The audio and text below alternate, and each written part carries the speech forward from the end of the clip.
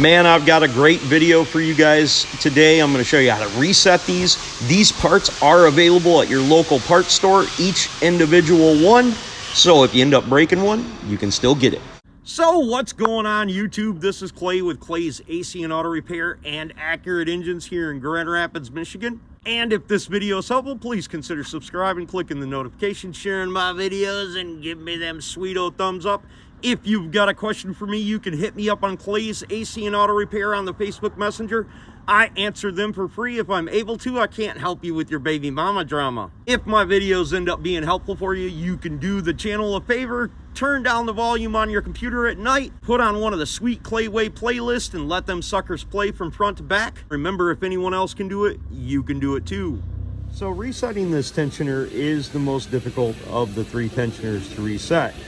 Generally, this bar right here will break. So replacing this one is probably a good idea. But I'm going to show you the procedure of putting it in there inside the vise to be able to reset this. Maybe you'll get lucky like me.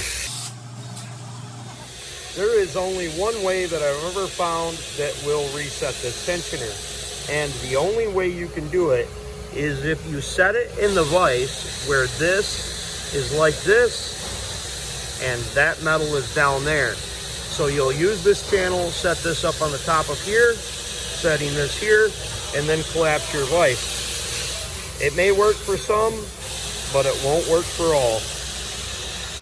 Okay, so with it set in the vise properly, we're going to slowly and gradually turn it down.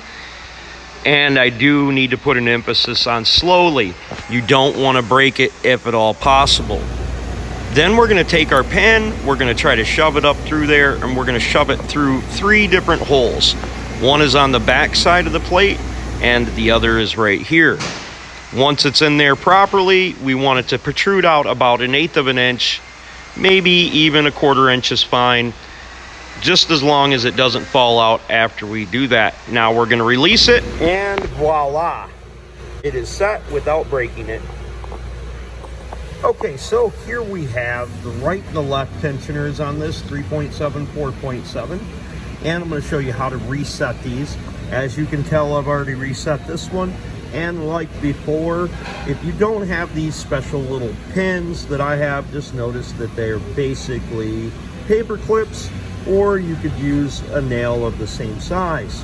We're not going to put any pressure in it until we release up the stop. Now there's a couple of different things that can go wrong with these. This little gripper right there could go bad. The gripper on the arm here could go bad. The spring inside here could go bad. Or you could have oil burn up on the inside of the tensioner, allowing it not to expand out properly.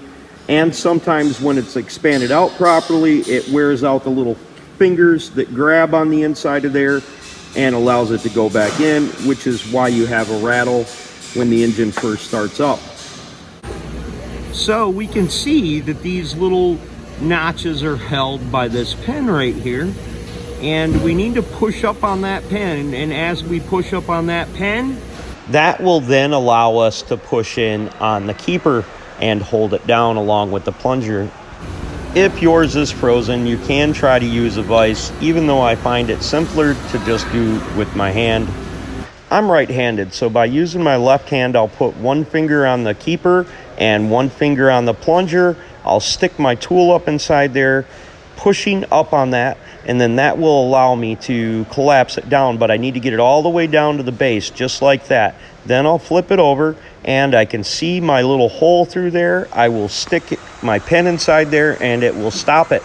Sometimes I have to spin it a little bit to get it to go down inside there all the way, and once it's down inside there all the way, I can tell that it's got pressure pushed against it, and the tensioner is set properly and almost ready for installation. So hopefully that video was helpful for you folks, and you got your Dodge back on the road. I should have said it was ready for installation.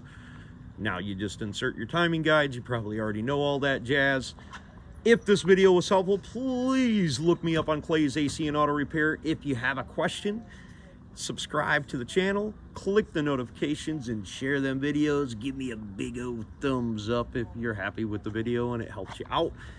And if you want to help the channel further, at nighttime while you're sleeping, turn down that old volume on your computer, put on one of the Sweet Clayway playlists, and let them suckers play from front to back. Remember, don't be the next to them, be the first to you, and if anyone else can do it, I promise you, you can do it too. God bless and have the best of days.